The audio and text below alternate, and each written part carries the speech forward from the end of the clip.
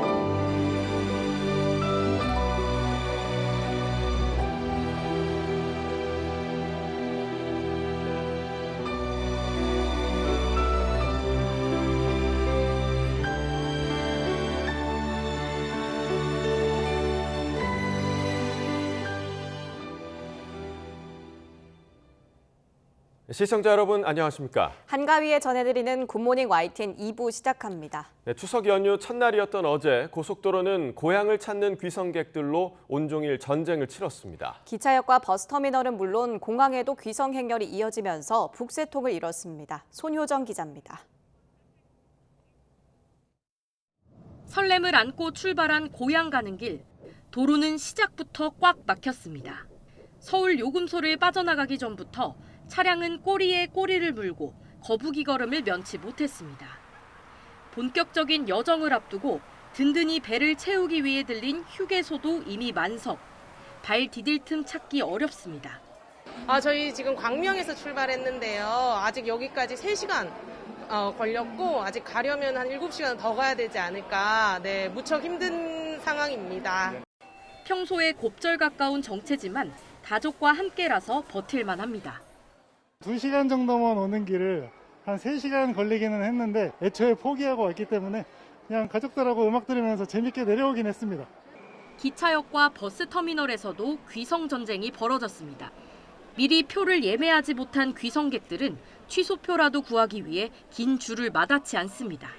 인터넷으로 이제 하기가 너무 어려워가지고 인터넷으로도 못했고 현장에서 겨우 취소표로 겨우 구해가지고. 이번 명절엔 한 칸 뛰어앉기 같은 좌석 제한이 모두 사라졌는데요. 하지만 서울에서 출발하는 기차표는 대부분 매진된 상황입니다. 추가로 편성된 버스표를 예매를 하게 됐습니다. 원래는 목요일 저녁이나 금요일 오전에 가고 싶었는데 그때도 매진이라서 오후로 가게 됐습니다.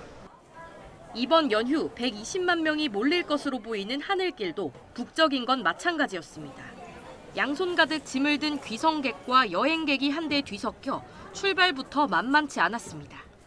제주도 지금 가는데 한 10년 만에 가는데요. 뭐 복잡해갖고 하여튼 시간은 한 1시간 정도 걸렸어요. 여기 수습 하는데. 정부는 연휴 첫날에만 전국에서 600만 명이 이동할 것으로 예상하는 가운데 출발 전 교통정보를 미리 확인해 혼잡 시간대를 피하라고 당부했습니다. YTN 손유정입니다. 네, 현재 주요 고속도로의 정체는 대부분 풀려서 소통이 원활합니다.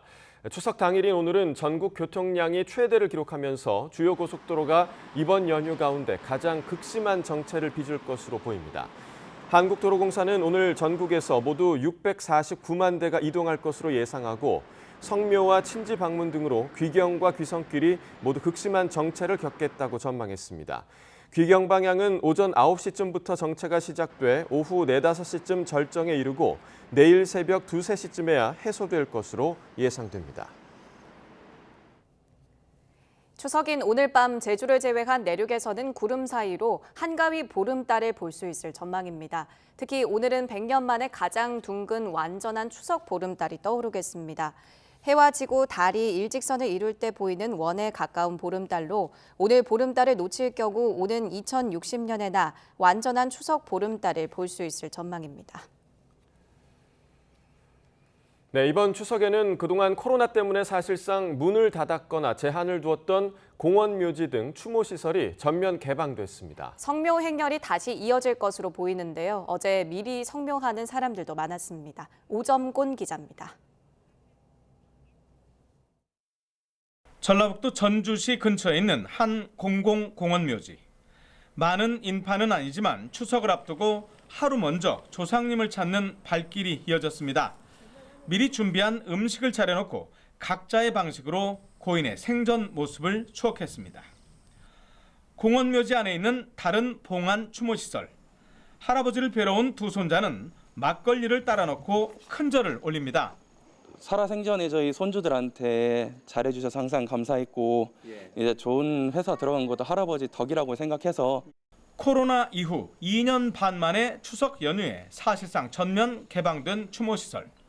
덕분에 코로나 이전처럼 여유 있게 성묘하거나 추모할 수 있게 됐는데 현장에서의 음식물 섭취 등은 여전히 제한됩니다. 2년 동안에 코로나로 인해서 문을 닫았었는데 올해는 그 성무객들이 많이 방문할 것을 예상되어 대단히 환경 정비 및 그리고 예초 작업을 실시하였습니다.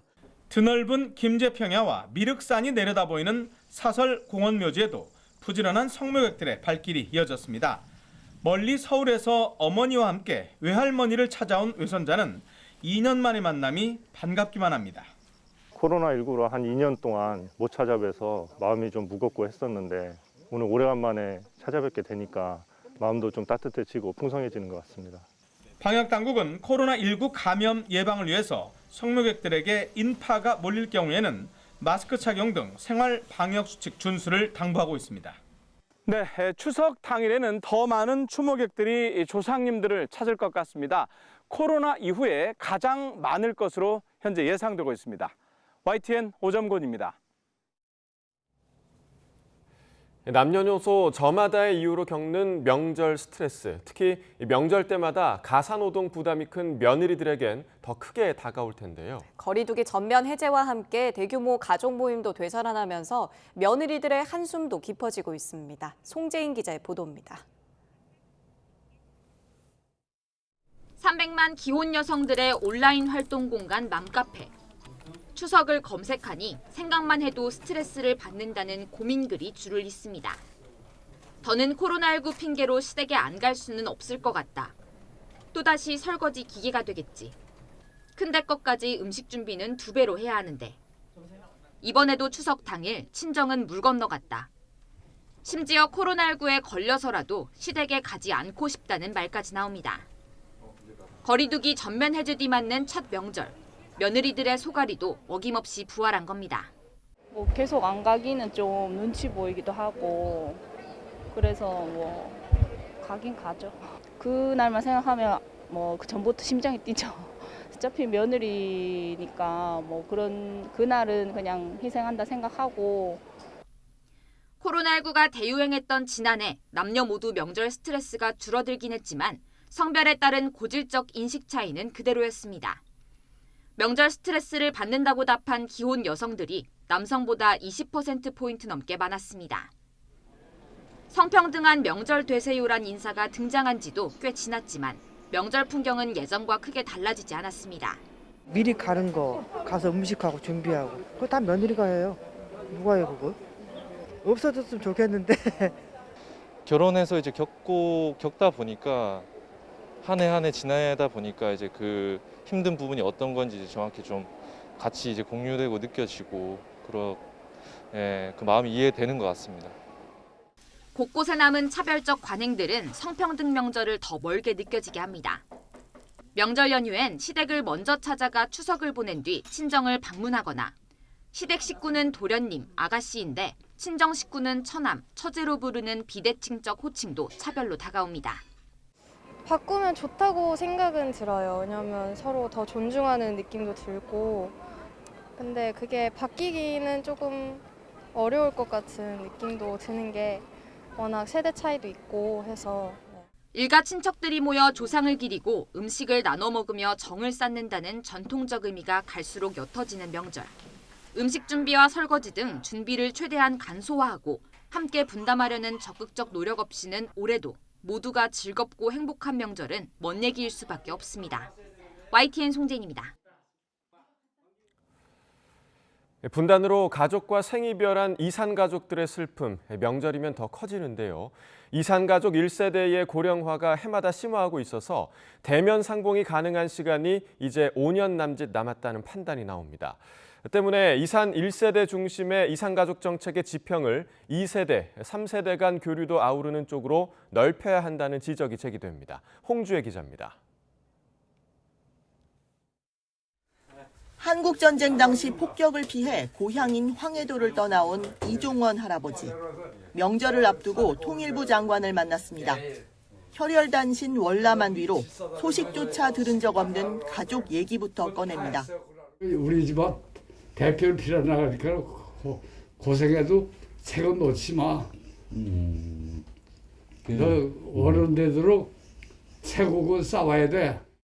정부에 등록된 이산가족은 모두 13만 3천여 명, 이 가운데 8만 9천여 명은 이미 세상을 떠났습니다. 또 생존자 4만 3천여 명의 66%도 80살 이상 고령자라서 기대 수명을 고려하면 대면 상봉이 가능한 기간은 이제 5년 남짓 남았다는 게 통일부의 판단입니다. 때문에 지난 2018년 21차 상봉을 마지막으로 꺼진 이산가족 교류의 불씨를 다시 살려보려 안간힘을 쓰고 있습니다. 남과 북의 책임 있는 당국자들이 빠른 시일 내에 직접 만나서 이산가족 문제를 비롯한 인도적 사안을 허심탄회하게 논의할 수 있기를 기대합니다. 또 이산가족 10명 중에 8명은 북에 있는 가족의 생사조차 모르는 것으로 나타나 가장 시급히 추진해야 하는 정책은 전면적 생사 확인으로 꼽힙니다. 이산가족들 입장에서는 자신의 가족들이 다 좀 살아있는지 또는 뭐 죽었는지 이런 것들을 지금 모르는 상황이기 때문에 북한에 있는 가족이 살아있는지 이제 그런 거 가장 확인하고 싶은 거겠죠. 이와 더불어 이산 1세대 사후를 대비한 중장기 방안을 마련할 필요성도 커지고 있습니다. 고향 방문이나 성묘처럼 남북의 자녀나 손자녀들 간 교류가 이어지도록 정책의 지평을 넓혀야 한다는 지적입니다. YTN 홍주혜입니다. 북한 김정은 국무위원장은 핵무력법 채택으로 핵 보유국으로서의 북한의 지위는 불가역적이 됐다고 선포했습니다.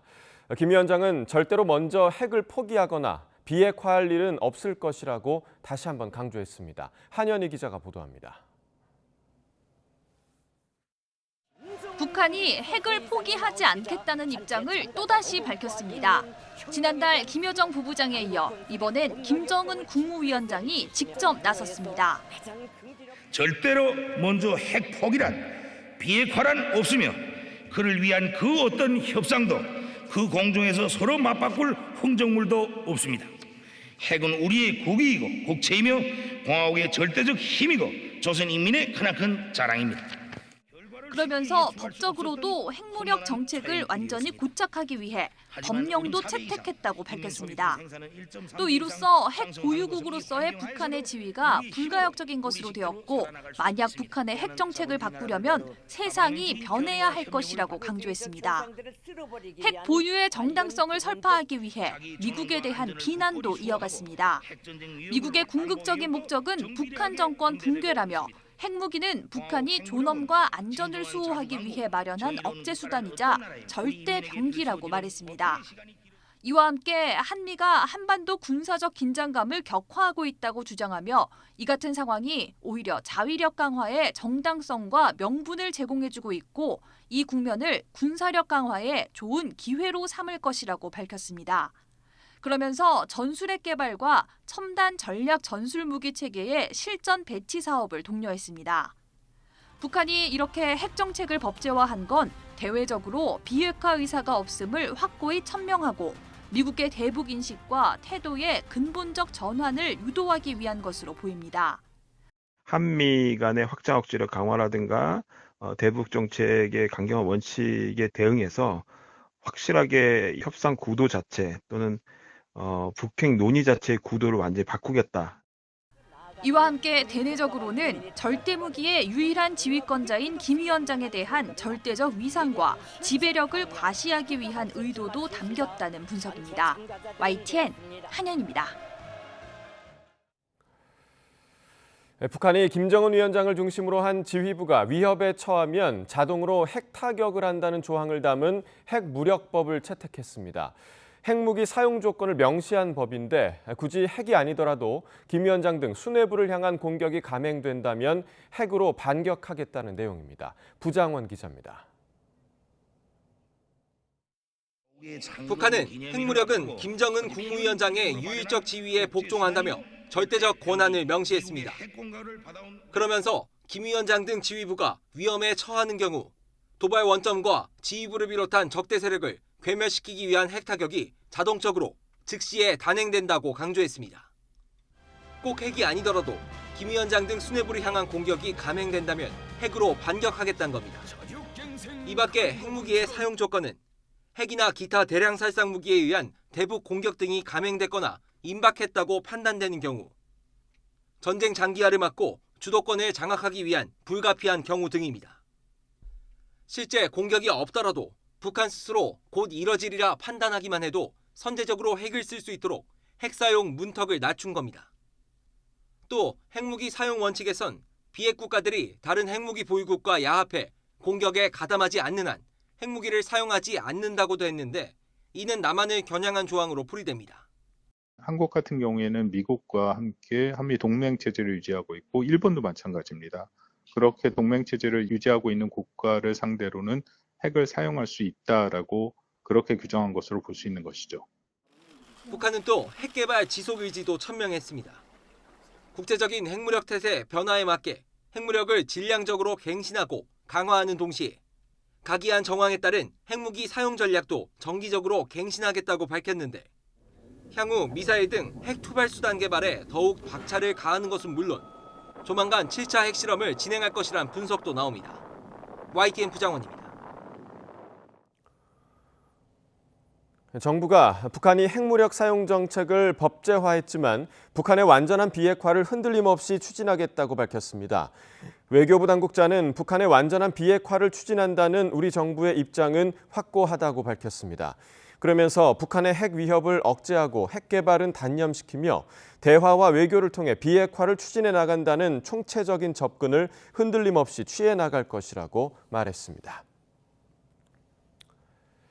이처럼 절대 핵을 포기하지 않겠다는 북한 김정은 국무위원장의 연설에 대해 미국 백악관은 대북 정책이 바뀔 게 없다며 외교적 해법을 강조했습니다.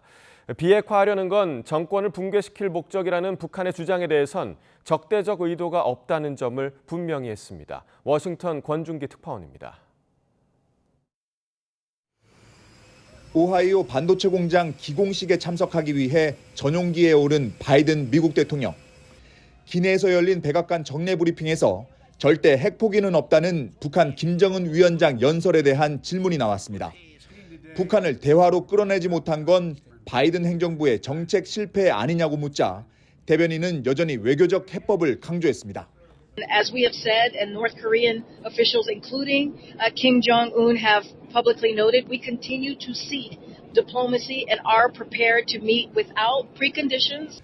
그러면서 동맹과 긴밀히 협력해 북한 위협에 대응하는 데 집중하고 있다며 한반도의 완전한 비핵화라는 정책 목표를 진전시키기 위해 노력하고 있다고 말했습니다.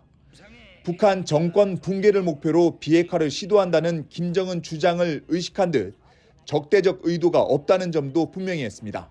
Of the complete denuclearization of the Korean Peninsula, that has not changed, and we have made clear we have no hostile intent toward the DPRK.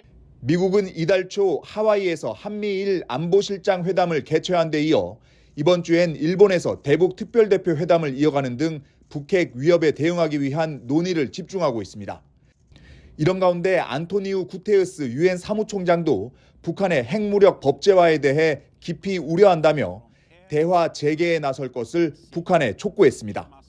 워싱턴에서 YTN 권준기입니다.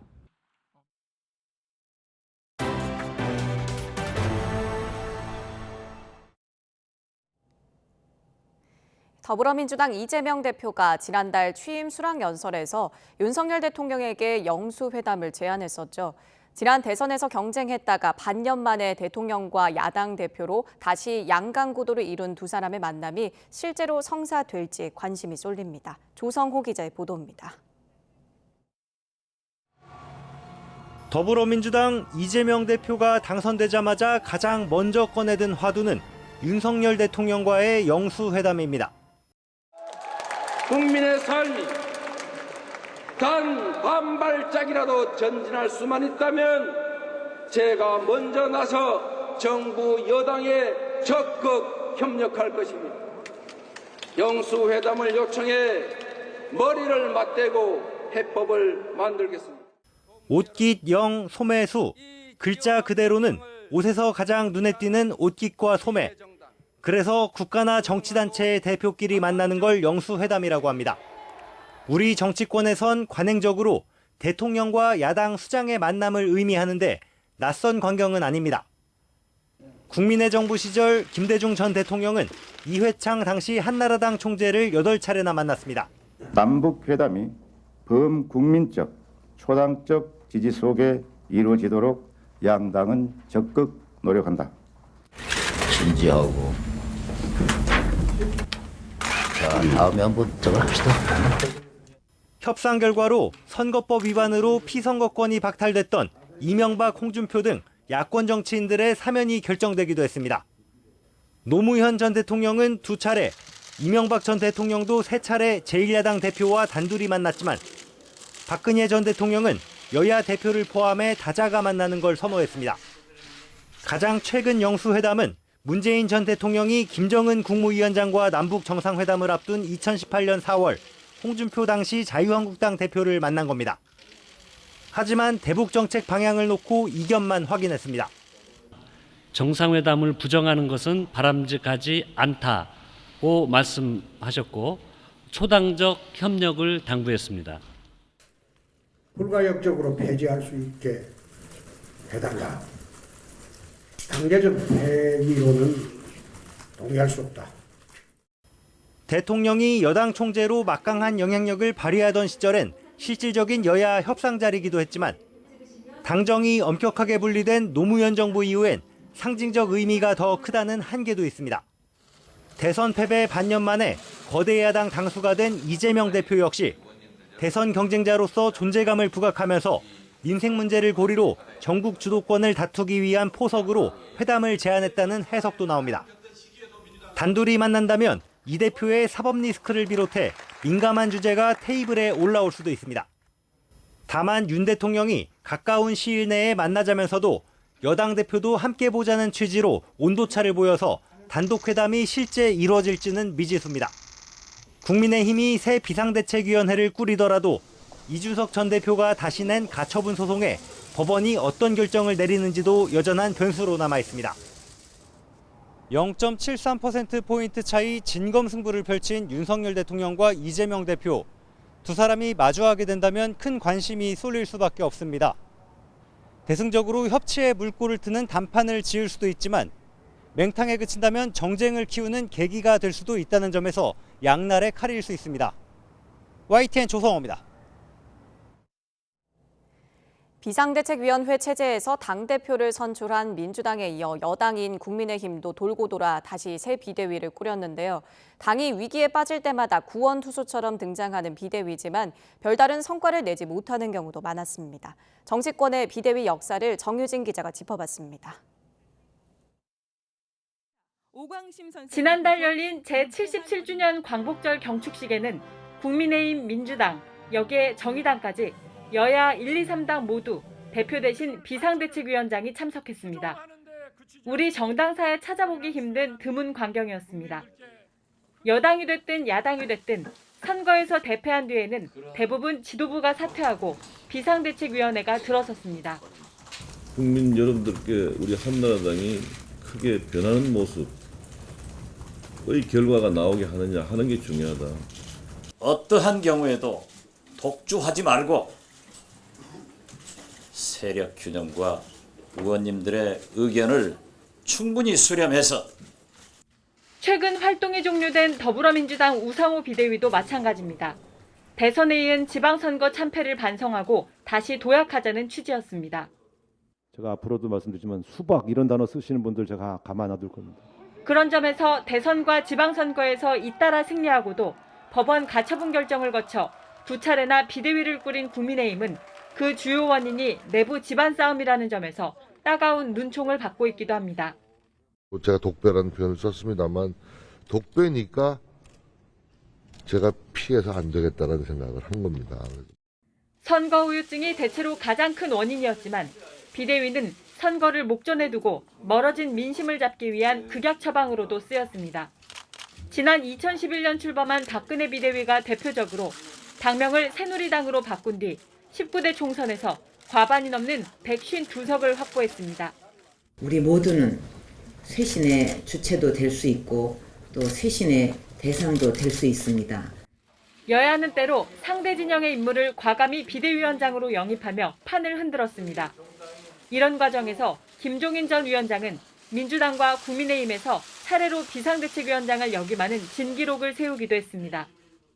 이번 총선의 가장 큰 의미는 새누리당 과반 의석의 붕괴입니다. 진취적인 정당이 되도록 만들 겁니다. 그래서 우리가 정책 측면에서도 선도적인 역할을 담당을 갖다가 할 거를 약속을 드리고. 물론 구인난에 중량감 있는 당의 중진 의원에게 비대위원장이 여러 차례 돌아가기도 했습니다. 내가 남은 여력이 있다면 쓰레기라도 하고 빗질이라도 하고 결함이 없었지만 이것도 운명인가 봐.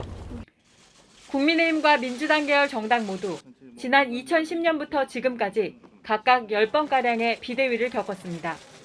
1년 2개월 꼴인데 그만큼 우리 정당 구조가 취약하다는 반증이기도 합니다. 여야 정치권은 툭하면 당이 비상 상황이라는 진단에 따라 비대위를 꾸려왔지만 그때만 넘기면 된다는 임기응변이라는 비판은 늘 따라왔습니다. 비대위든 정상체제든 중요한 건 결국 민생과 민심을 얼마나 잘 챙기느냐일 겁니다. YTN 정유진입니다. 윤석열 대통령의 출근길 약식 회견, 역대 어느 대통령도 시도하지 않은 파격 행보죠. 신선하지만 거침없는 돌발 발언이 논란을 부르기도 했습니다. 결국 질문을 줄이는 등 메시지 관리를 시작했는데 원래 취지인 소통이 약해졌다는 딜레마에 빠졌습니다. 박석영 기자가 보도합니다. 집무실 이전으로 생겨난 눈에 띄는 변화 가운데 하나는 대통령 아침 출근길입니다. 아침마다 각본 없이 대통령과 취재진이 문답을 주고받는 새로운 소통 방식이 생긴 겁니다. 역사상 처음으로 출퇴근하시는 대통령이신데 좀 소감이 어떠신가요? 글쎄 특별한 소감 없습니다. 일해야죠. 하지만 자주 마주하는 게 능사는 아닙니다. 특유의 직설적 화법, 갈등을 조장하는 듯한 돌발 발언들은 논란을 부추겼습니다. 아주 중대한 국기문란 아니면은 이거는 어이없는 공무원으로서 할 수 없는 그런 좀 전 정권에 지명된 장관 중에 이렇게 훌륭한 사람 봤어요? 정부와 대통령이 서로 다른 소리를 내는 혼선도 있었습니다. 보고를 받지 못한 게 아침에 언론에 나와서 제가 아침에 확인을 해보니까 아직 정부의 공식 입장으로 발표된 건 아닙니다. 이 시기 국정수행 부정평가가 긍정을 앞지르는 데드크로스가 나타났고 지지율은 20%대까지 주저앉았습니다. 약식 회견을 지속해야 한다, 중단해야 한다, 의견이 분분했는데 윤 대통령의 의지는 확고했습니다. 결론부터 말씀드리면 계속 하겠습니다. 제 있는 그대로의 모습을 보여드리고 비판을 받는 그런 새로운 대통령 문화를 만들어내는 과정이기 때문에 마이너스 요인을 줄이고 긍정 요소를 극대화하기 위해 찾은 방법은 화두 던지기. 8월 초 여름휴가 이후부터 윤 대통령은 질의응답 전 준비해온 발언을 먼저 내놨습니다. 기상관측일에 최대 규모의 집중호우로 많은 국민들께서 고통과 피해를 당하셨습니다. 자유로운 질문이 허락됐던 기존과 달리 문답 횟수도 한두 가지를 받는데 그쳤습니다. 불필요한 위험 요소가 줄어든 건 사실이지만 한정적인 질문 개수와 주제 탓에 원래 취지와 달리 대통령이 하고 싶은 말만 하는 일방적 소통이 돼버렸다는 평가가 나옵니다. 대통령실 인적 개편이 다른 태풍과 관련된 것만 좀 질문해 주십시오. 일단 형식의 변화는 줬지만 무엇보다 중요한 건 내용, 즉 메시지입니다. 출근길 약식 회견이 과도기를 넘어 새 정부의 상징으로 완전히 자리 잡기 위해서는 질적인 보완도 필요해 보입니다. YTN 박서경입니다. 코로나19 재유행이 한풀 꺾이면서 신규 환자 수가 6만 명대로 내려왔습니다. 정부는 추석 연휴 뒤 확진자가 늘어날 수 있지만 전반적인 감소 추세는 유지될 걸로 전망했습니다. 신윤정 기자가 보도합니다. 추석 연휴 첫날 발표된 코로나19 신규 환자는 6만 9,410명으로 하루 전보다 3천여 명 줄었습니다. 금요일 기준 8월 셋째 주 정점을 찍은 뒤 감소세를 그리며 7주 만에 최저를 나타냈습니다. 감염 재생산 지수는 0.83까지 감소해 감염 확산을 의미하는 수치 1.0을 2주 연속 밑돌았습니다. 신규 환자는 정점을 지나 뚜렷한 감소세를 나타내고 있지만 유행의 후행 지표인 위중증, 사망 피해는 아직 정점 구간에 머물고 있습니다. 위중증 환자는 11명 늘어나 다시 500명대가 됐고 사망자도 하루 전보다 4명 많은 68명 발생했습니다. 정부는 이번 추석 연휴가 끝나면 확진자가 어느 정도 늘어날 가능성은 있지만 감소세는 이어질 걸로 내다봤습니다. 많은 분들이 감염이 되시거나 예방접종을 통해 면역을 확보하시고 현재 전체적인 유행세가 감소하는 추세는 일정 정도 유지될 거라고 보고 있는 중입니다. 다만 추석 연휴가 확산세의 주요 변수가 될 수 있는 만큼 긴장의 끈을 놓쳐서는 안 된다고 강조했습니다. 특히 증상이 있으면 고향 방문을 피하고 대면 접촉을 최대한 자제해 줄 것을 거듭 당부했습니다. 고향으로 출발하기 전에는 의심 증상이 있으면 미리 진료를 받고 방문을 미뤄주시기를 부탁드립니다. 귀향길에 나선 시민들도 만남 인원과 시간을 최소화하기로 하는 등 방역 협조를 다짐합니다. 원래 우리 큰딸도 가고 사이도 가고 다 하려고 했는데 지금 줄여서 가는 거예요. 코로나 때문에 좀 자제를 한 거죠. 정부는 추석 연휴 기간의 여파는 연휴가 끝난 지 사나흘 뒤부터 나타나기 시작할 걸로 보고 모니터링을 강화하기로 했습니다. YTN 신윤정입니다. 코로나19 유행의 감소세가 지속되는 가운데 어젯밤 9시까지 전국에서 신규 확진자가 4만여 명 발생했습니다.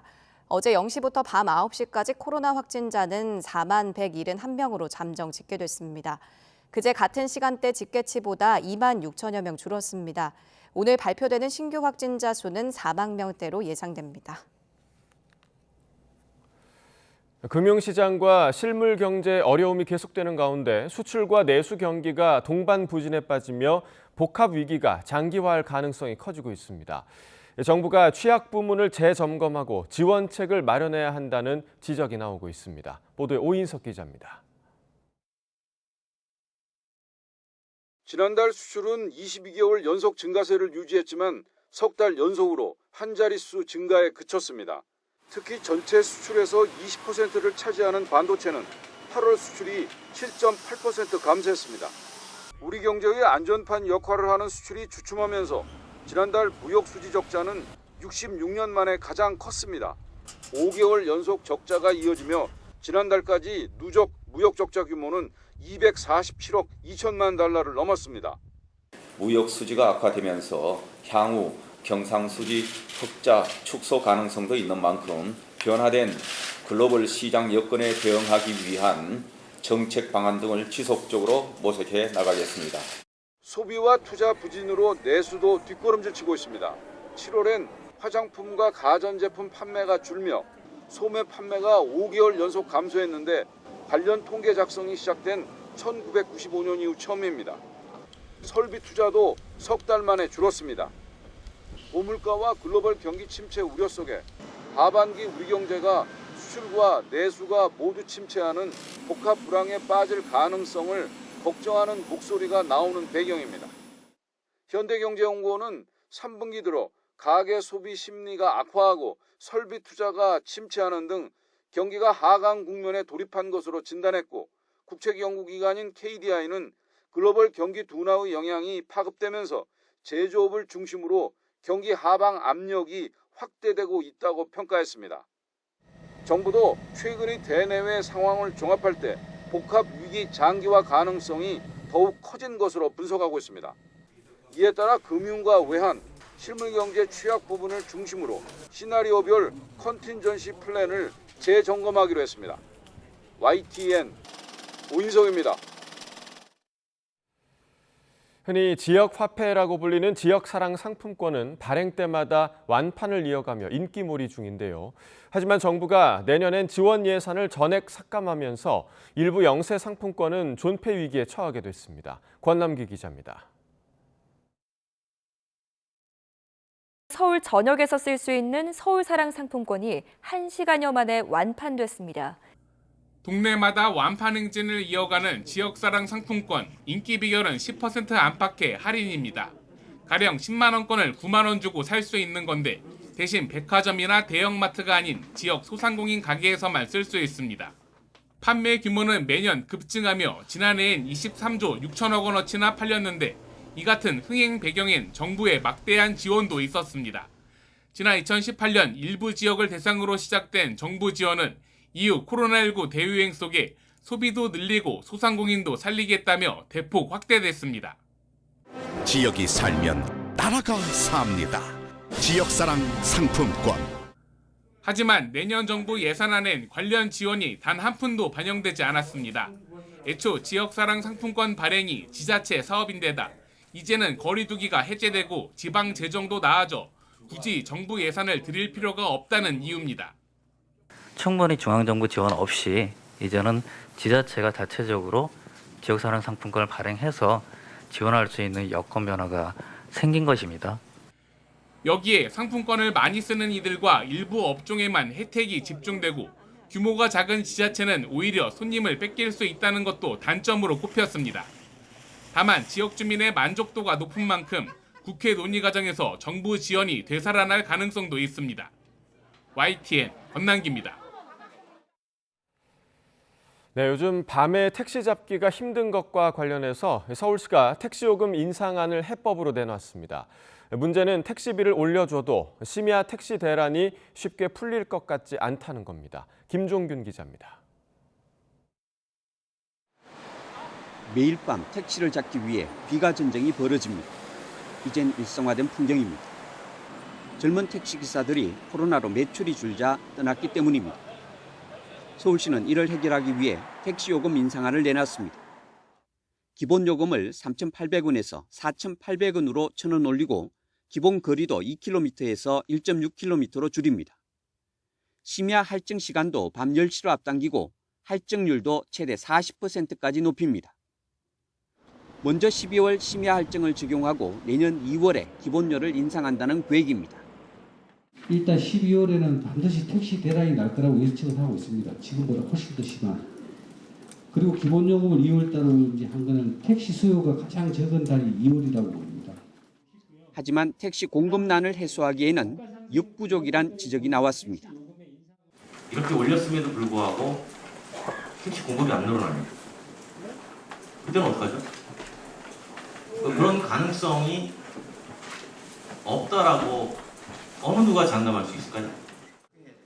개인 택시 기사의 70%가 야간 운전을 꺼리는 60대 이상인 상황에서 실효성이 크지 않을 것이란 분석입니다. 도민 택시의 60세 이상 운전자의 부정비 부분은 63.1%입니다. 전국 평균 얼마지 않습니까? 서울시가 타 지자체보다 부정 지수가 굉장히 높다는 거예요. 2년 전부터 도입한 전액관리제도 걸림돌입니다. 택시 기사들이 산학금을 채우고 남은 돈을 가져가는 게 아니라 일정한 월급을 받는 방식인데 일한 만큼 돈을 버는 배달업계로 떠난 젊은 기사들이 돌아올지 의문입니다. 결국 요금 인상만으론 힘들다는 겁니다. 덧붙여 공공형 택시를 도입하거나 우버 같은 승차 공유 규제를 푸는 등 근본적인 해법이 필요하다는 지적도 있습니다. 택시뿐만이 아니라 다른 대중교통 수단들도 동시에 조금 더 자구적인 교통 정책을 제시를 해야지만이 심야 시간대에 서울 시민의 이동권을 보장해 줄 수 있을 거라고. 서울시는 이달 시의회 의견 청취와 물가대책위 심의를 거쳐 택시요금 인상안을 확정할 계획입니다. YTN 김종균입니다. 강원도 춘천과 속초를 연결하는 동서고속화 철도가 이달부터 본격적인 공사에 들어갈 전망입니다. 2027년 말쯤 개통되면 서울에서 속초까지 1시간 40분이면 갈 수 있게 됩니다. 송세혁 기자가 취재했습니다. 국토의 동서를 가로질러 서울과 속초를 연결하는 동서고속화 철도 사업. 서울에서 춘천까지 연결된 철로를 속초까지 연장하는 겁니다. 새로 설치하는 철도 노선은 93.7km. 화천과 양구, 인제 등 모두 5개 역이 들어섭니다. 사업비는 2조 4,377억 원에 이릅니다. 동서고속화철도는 이달부터 공사가 시작될 전망입니다. 국가재정사업으로 확정된 지 6년 만입니다. 환경훼손 논란이 많았던 설악산 미시령 구간은 철도형 터널을 뚫습니다. 특히 터널 14.1km 중 3.7km 구간은 설악산을 관통하는 만큼 국가철도공단은 지난달 환경부에 국립공원 행위허가를 신청해 협의 중입니다. 행정 절차와 공사가 예정대로 진행되면 2027년 말쯤 개통될 예정입니다. 투입될 열차는 최고 시속 250km까지 운행할 수 있어 서울 용산에서 속초까지 1시간 40분이면 갈 수 있습니다. 자동차로 3시간가량 걸리는 것과 비교하면 1시간 20분이나 단축되는 겁니다. 국가 균형 발전, 또 지역에는 여러 가지 역세권 개발을 통해서 수도권과 버금가는 그런 도시로 함께 가기를 희망합니다. 국가철도공단은 태풍 흰남노로 연기된 착공식 일정을 국토교통부, 강원도 등과 협의를 거쳐 다시 정할 계획입니다. YTN 송세혁입니다. 96세의 일기로 서거한 영국 엘리자베스 2세 여왕의 장례 절차가 개시됐습니다. 런던이 아닌 곳에서 서거할 때를 대비해 놓은 계획에 따라 유니콘 작전으로 명명됐으며 미사와 조문 등 열흘 동안 치러집니다. 강태욱 기자의 보도입니다.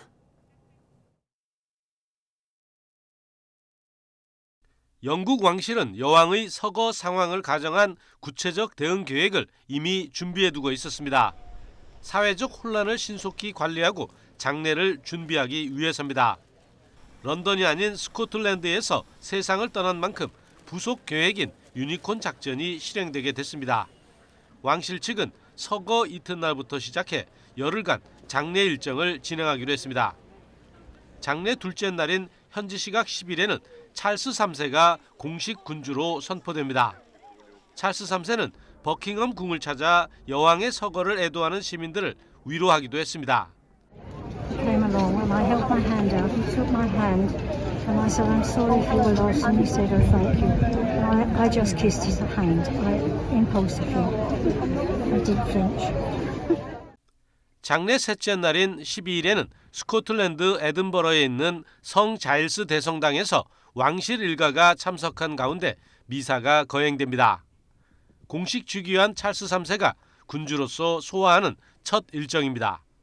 이어 여왕의 관은 24시간 동안 대성당에서 대중에 공개되고 버킹엄 궁으로 옮겨진 뒤 나흘 동안 일반인들의 참배를 받습니다. 19일에는 웨스트민스터 사원에서 국장이 치러지고 전국에서는 2분간 묵념이 진행됩니다. 이후 여왕의 관은 밧줄로 끄는 총포차에 실려 하이드파크까지 이동하면서 시민들과 함께한 뒤 윈저성으로 옮겨집니다. 이후 윈저성 내 성조지 교회에서 예식과 함께 지하 납골당으로 내려진 뒤 여왕은 영면에 듭니다.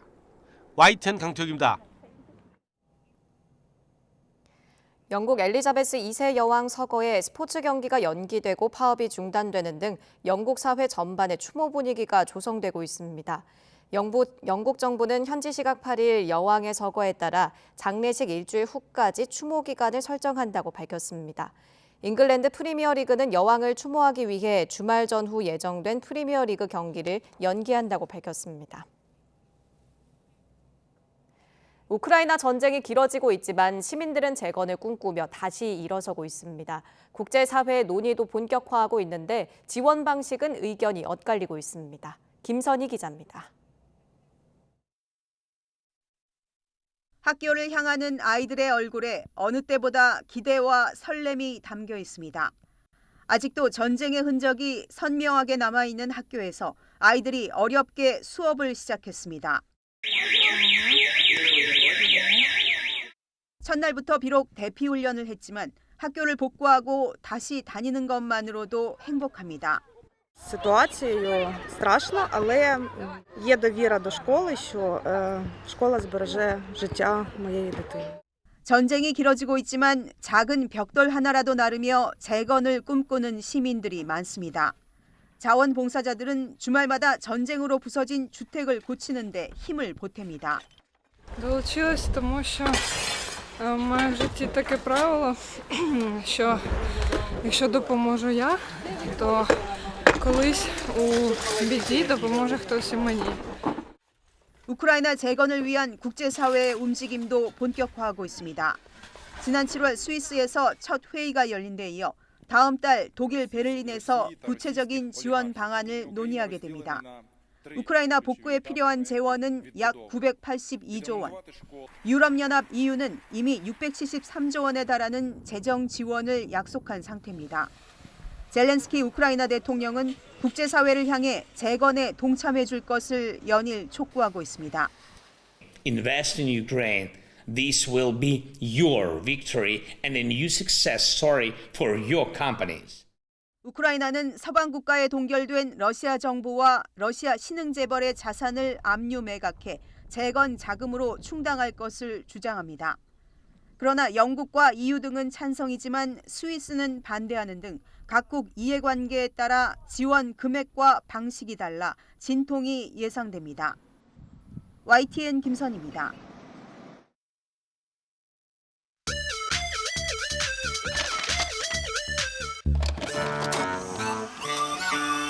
전체 관람가. 오늘이요 추석인데요. 아들, 딸, 손녀들 다 오고 나니까 기쁘단 말을 말할 수는 없죠. 고향집을 찾는 발걸음과 표정이 가볍습니다. 오랜만에 만난 사촌 언니와 동생은 마음이 한껏 고풀어 있습니다.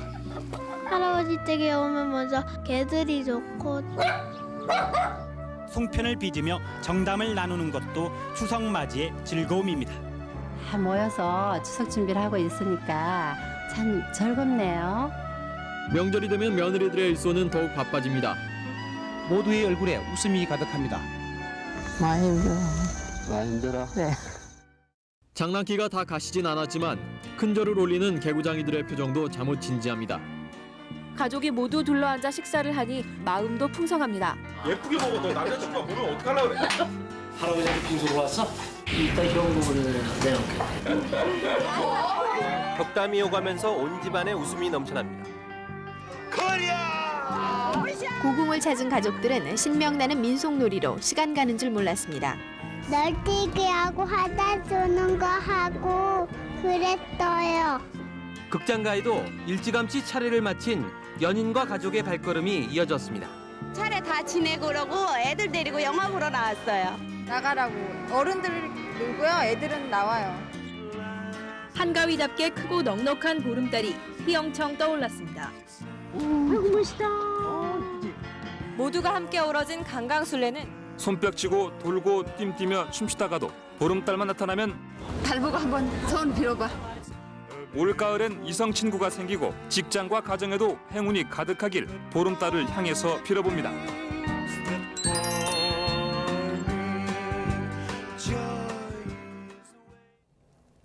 현재 주요 고속도로의 정체는 대부분 풀려 소통이 원활합니다. 추석 당일인 오늘은 전국 교통량이 최대를 기록하면서 주요 고속도로가 이번 연휴 가운데 가장 극심한 정체를 빚을 걸로 보입니다.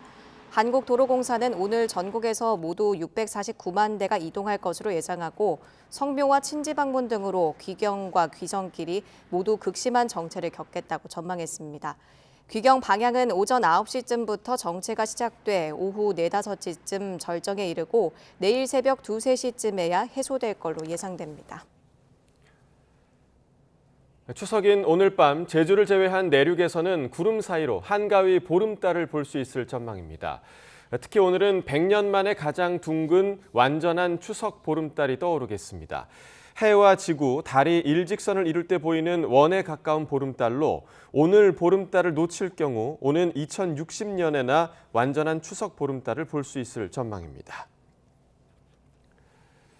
탈북민들의 명절 하면 외롭거나 또 쓸쓸한 모습을 떠올리는 경우가 많죠. 하지만 서울의 한 탈북민 대가족은 매년 특별한 추석을 보내고 있는데요. 북한 이탈 청소년들과 이들을 책임지는 총각 엄마를 안동준 기자가 만나고 왔습니다. 둥그런 양파 반쪽을 능숙하게 썰어냅니다. 하루 전 정성스레 재워둔 고기를 꺼내 프라이팬에 가득 옮겨 담고 주걱으로 열심히 볶아냅니다. 콩나물국이 보글보글 끓을 때쯤이면 어느새 푸짐한 한 상이 완성됩니다. 밥 먹고 집 내려오라 그래.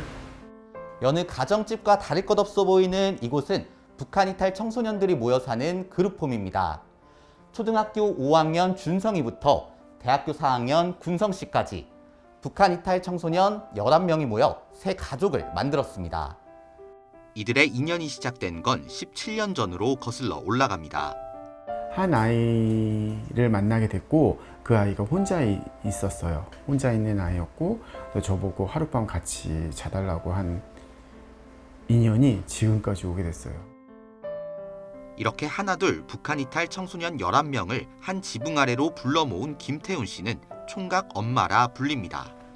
어떤 이벤트가 있어서 행복이 오는 게 아니라 그냥 같이 생활하면서 소소한 일상에서 그냥 사실 큰 행복을 저는 느끼거든요. 이게 제 삶이에요. 그냥 아이들이랑 같이 사는 거예요. 네. 총각 엄마와 아이들은 매년 명절이면 다 함께 북한 땅이 보이는 강원도 철원으로 내려갑니다. 장소만 특별할 뿐 여느 가족처럼 푸짐하게 차려진 차례상 앞에서 절을 하고 정성스레 따른 술도 올립니다. 흔히들 명절이면 고향 생각에 외로움이 배가 된다고 하지만 왁자지껄한 김 씨의 대가족에게는 어울리지 않습니다. 항상 외롭지 않고 이제 사람이 꽉꽉 있으니까 심심할 틈이 없어요. 그리고 아주 밥이 맛있어요. 서로 의지하는 걸 넘어 함께 성장하면서 각자 자신의 꿈에도 성큼 다가서고 있는 이들. 피는 좀 다 다르고 성격도 제각각이지만 그래도 여기 같은 한 공간에 살고 있고 그래서 저는 다 가족이라 생각하고 아직도 북한 이탈 청소년을 보는 시선이 17년 전과 크게 달라지지 않은 것처럼 느껴지지만 함께 평범한 일상을 꾸려가다 보면 사회적 편견도 깨질 거라고 믿습니다. YTN 안동준입니다. 네, 다음 소식입니다. 문재인 정부 때부터 더불어민주당이 추진한 검찰의 직접 수사 제한, 이른바 검수완박법이 오늘부터 시행됐습니다. 윤석열 정부의 법무부가 검찰 수사권을 복원한 검수원복 시행령도 동시에 시행이 됐는데요. 어떤 게 달라졌는지 김다연 기자가 짚어봤습니다. 개정 검찰청법과 형사소송법, 즉 검수완박법이 오랜 진통 끝에 시행됐습니다. 검찰 수사권 완전 박탈을 의미하는 검수완박은 용어 자체가 논란이 될 정도였습니다. 명목상 검찰이 수사를 개시할 수 있는 범죄는 부패와 경제, 공직자, 선거, 방위사업, 대형 참사 같은 기존 6대 범죄에서 부패와 경제 등 2대 범죄로 줄어듭니다. 윤석열 정부 출범 이후 한동훈 법무부 장관 주도로 이른바 검수원복 시행령이 동시에 시행되면서 검찰이 일부 공직자와 선거 범죄에도 손댈 수 있게 됐습니다. 개정된 규정에서 대표적인 공직자 범죄였던 직권남용과 허위 공문서 작성, 매수 등 선거 범죄는 부패 범죄로 묶였고 또 기술 유출을 다루는 방위산업 범죄나 마약류 유통, 조폭이나 보이스피싱 범죄는 경제 범죄로 분류됐습니다. 검찰 수사권 원상 복구까지는 아니지만 원래보다 확대되는 건 맞습니다. 얼마든지 넓힐 수 있는데 넓히는 것을 국회 취지를 감안해서 2개 위주로 가고 그 외에 진짜로 필요한 부분만 최소한으로 붙이겠다, 이런 이야기입니다. 검찰 수사권을 제한하자는 법과 입법 취지를 다르게 해석한 시행령이 동시에 시행되면서 수사나 재판 과정에서 혼선이 우려됩니다. 수사 단계에서 피의자는 법이 못하게 한 수사를 시행령을 근거로 해도 되느냐며 검찰이 아닌 다른 수사기관으로 가겠다고 주장할 수도 있습니다.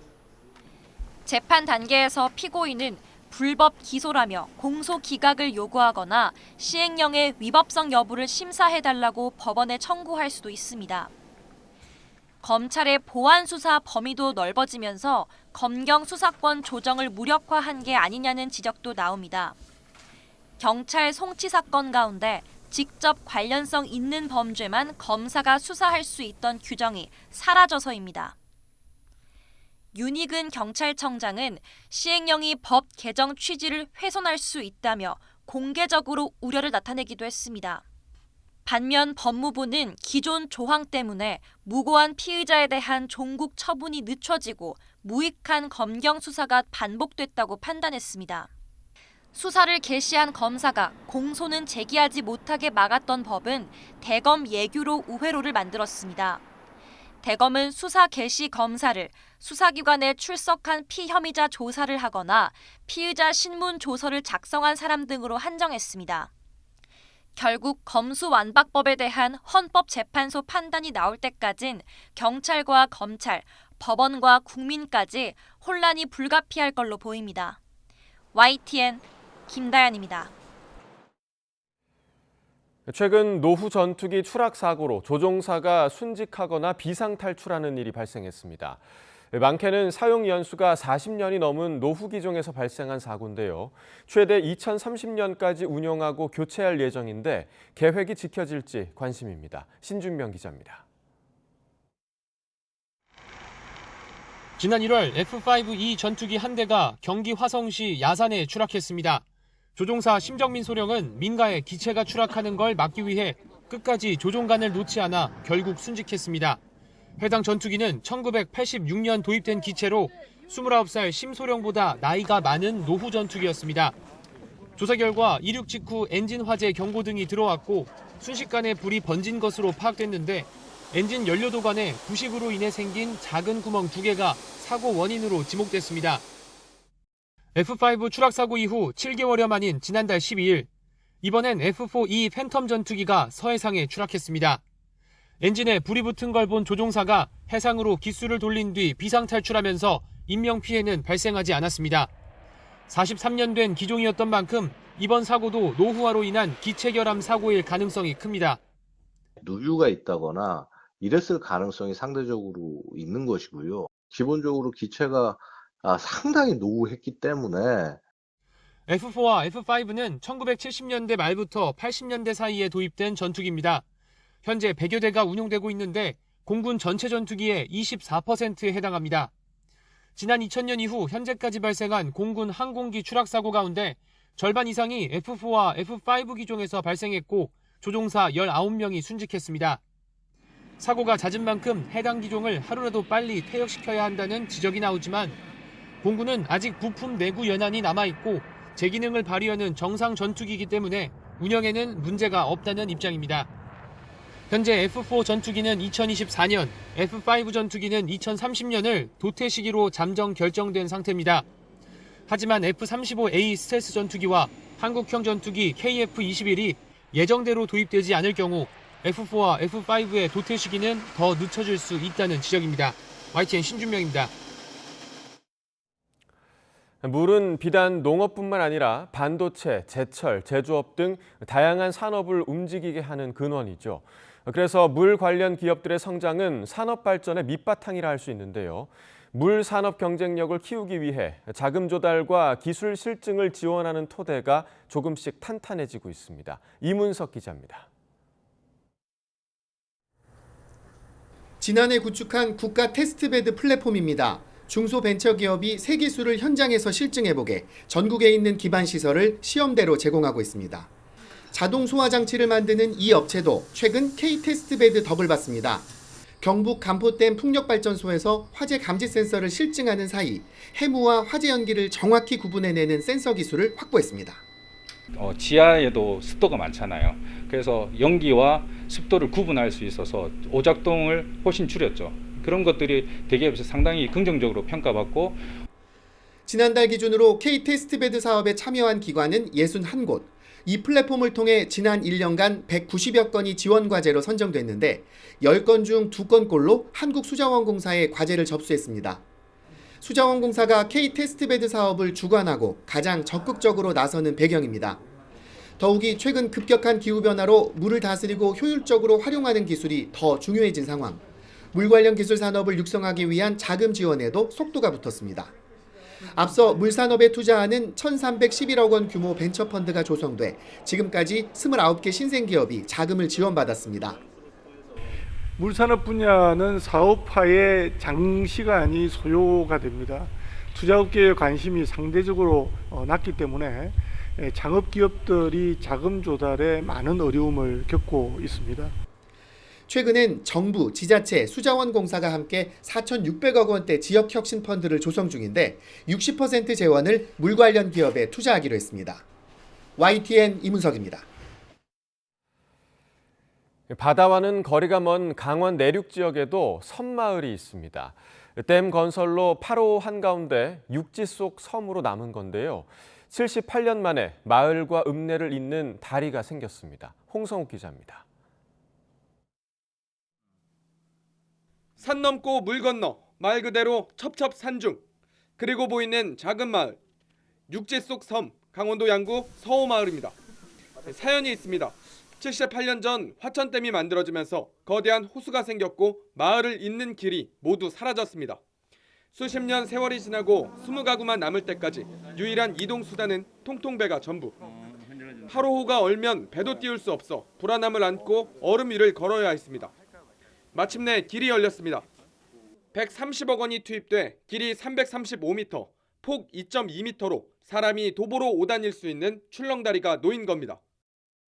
환자들이 생겼을 경우 빨리 나오지를 못하고 그다음에 겨울에는 배도 못 타니까 이번 추석에는 마을을 찾는 가족들이 배를 타는 수고를 덜게 됐습니다. 수십 년간 불편을 감수했던 어르신들 얼굴에도 웃음꽃이 피었습니다. 이 마을과 마을을 잇는 이 출렁다리, 8호호의 빼어난 경관을 한눈에 담을 수 있습니다. 이 때문에 지역을 대표하는 새로운 관광 자원이 될 것이라는 기대도 커지고 있습니다. 양구군은 출렁다리 주변으로 산책 코스를 조성하기로 했습니다. 야영장도 만들어 단순히 주민들을 위한 다리가 아닌 관광객을 불러 모으는 관광 자원으로 활용할 계획입니다.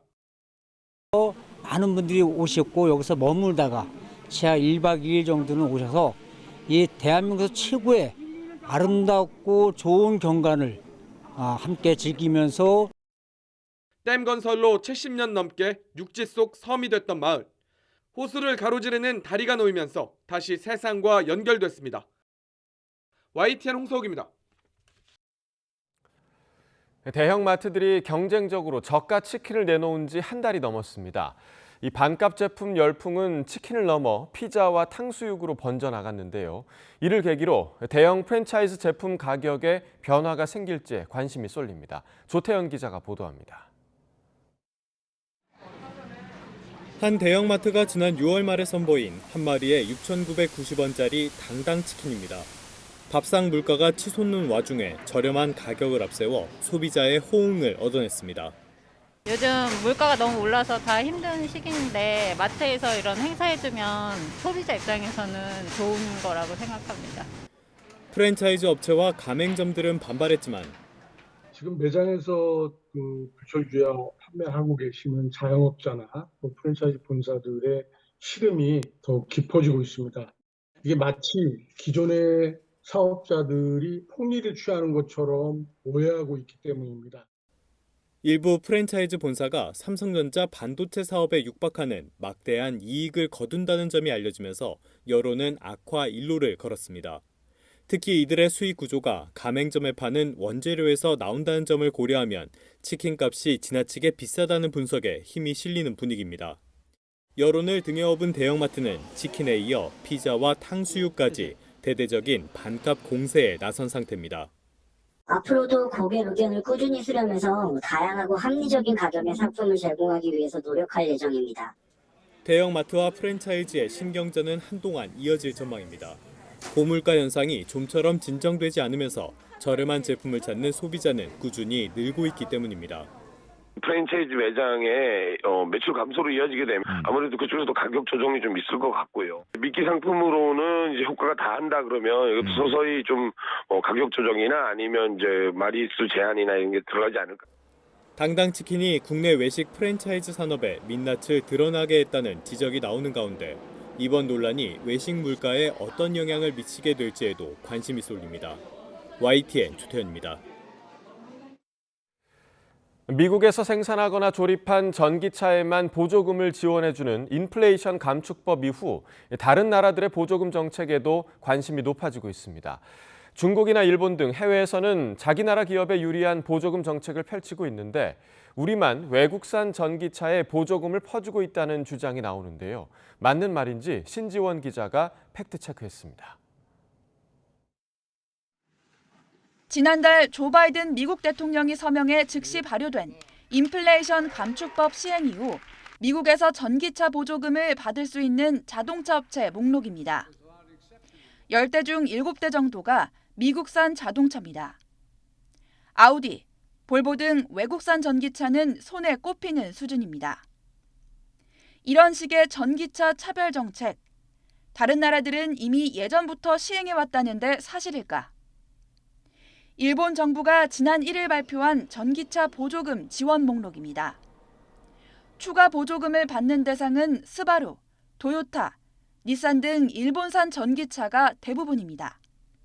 해외 전기차는 중국의 BYD 전기차 한 대와 우리나라의 아이오닉5가 전부입니다.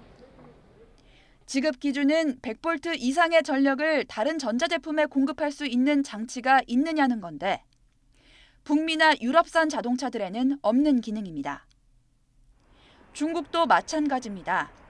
미국 전기차인 테슬라의 판매를 견제하기 위해 차량 가격 30만 위안, 우리 돈 약 6천만 원 이하인 전기차에만 보조금을 지급하도록 했지만 중국의 배터리 업체가 사실상 독점하고 있는 기술인 배터리 교환 기능을 적용한 차량은 이런 가격 제한을 받지 않습니다.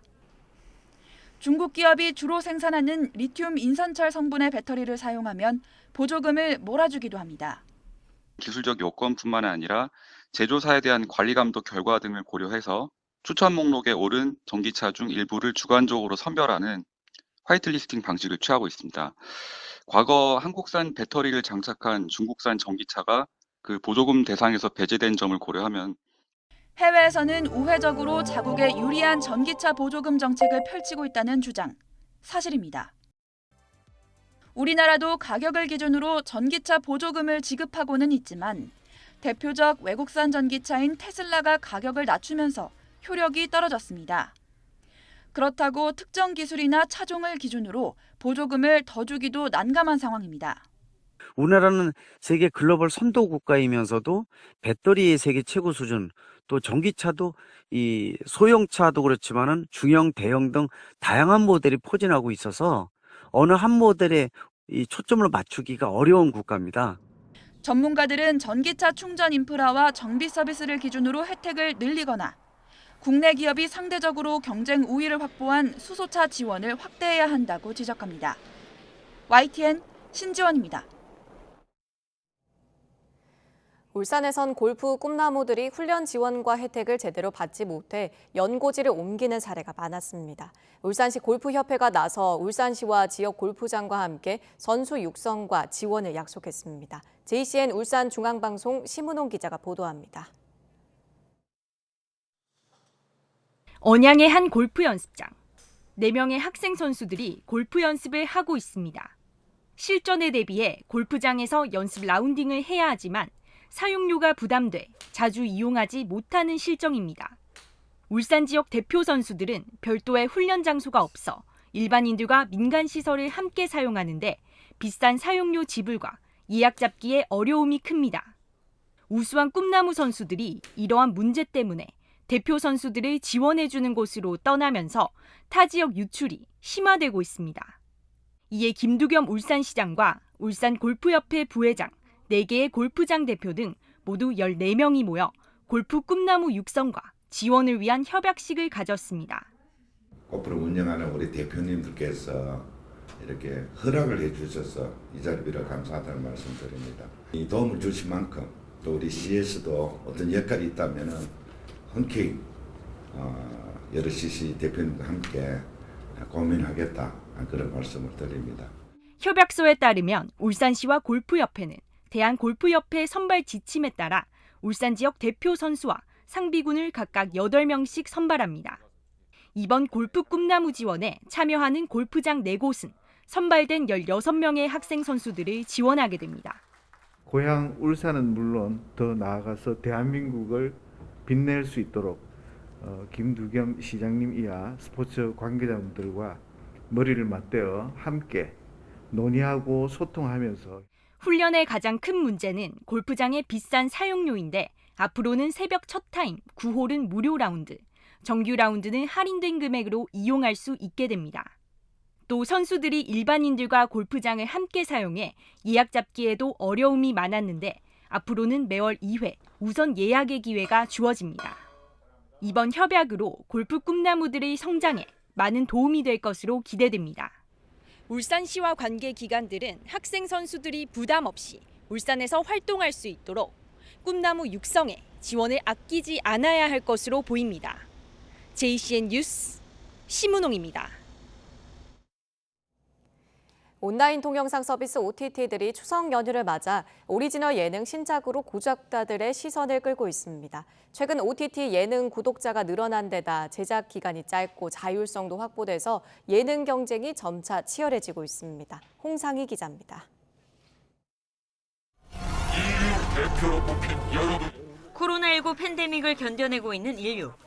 사람들을 위협할 미래의 8개 재난 시뮬레이션이 등장하고 탈출구 없는 재난을 4시간 동안 버텨내야 합니다.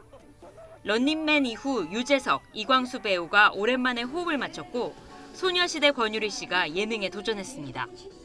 탈출하는 내용을 가지고는 이제 굉장히 많은 프로그램들을 했었고 그런 류 말고 좀 다른 건 없을까? 탈출이라는 내용을 가지고 많이 이제 예능에 소개가 됐으니까 반대로 좀 탈출이 아닌 상황은 어떨까 해서 버텨보는 건 어떨까? 지창욱, 박서준, 박보검 배우가 동료 배우들과 함께 청춘 MT를 떠납니다. 구름이 그린 달빛과 이태원 클라스, 안나라 수마나라 출연 배우들이 한자리에 모여 과거의 추억을 나누고 새로운 우정을 만들어갑니다. 새 드라마를 연출한 김성윤 PD의 관찰 예능으로 배우들의 드라마박 모습을 담았습니다. 왓챠는 가수 윤종신과 타블로, 내래 김종한 등 우리나라 대표 뮤지션들의 이야기와 음악을 예능으로 선보였습니다. 가사에 얽힌 뒷이야기와 후배 가수가 재해석한 무대로 음악 마니아들의 눈과 귀를 사로잡습니다. 넷플릭스 솔로지옥, 티빙의 환승연애 등 지난해부터 연애 리얼리티 예능이 호응을 얻으면서 OTT 예능 신작이 잇따르고 있습니다. 예능 구독자가 크게 늘어난 데다 영화나 드라마에 비해 제작 기간이 짧고 제작 환경이 자유롭다는 점도 매력적입니다. 비용적인 부분에서 굉장히 효율적으로 작용할 수 있는 장르인 것도 맞고 단기간에 제작을 해서 저희 서비스를 할 수 있기 때문에 그 부분에서도 사람들의 트렌드를 바로 반영할 수 있는 장점도 되게 크게 있다고 생각합니다. 구독자를 사로잡기 위한 국내외 OTT들의 예능 콘텐츠 경쟁이 본격화하면서 다양한 예능 장르에서의 차별화 전략도 이어질 전망입니다. YTN 홍상입니다. 포스코는 제11호 태풍 흰남노로 인해 가동이 중단된 포항제철소의 고로를 오늘부터 재가동하기 위해 복구 작업을 차질 없이 진행 중이라고 밝혔습니다.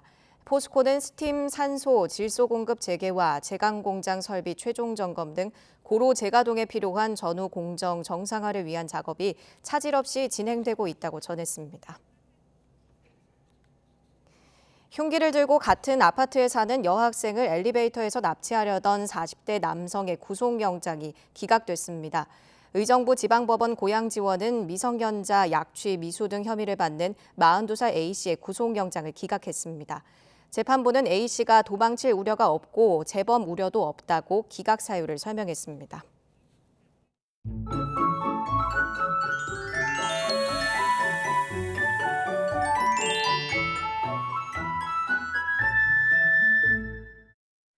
네, 추석인 오늘 구름만 많겠습니다. 다만 아침엔 선선하지만 낮엔 다소 더워서 큰 일교차를 유의하셔야겠고요. 제주도는 비가 조금 오겠습니다.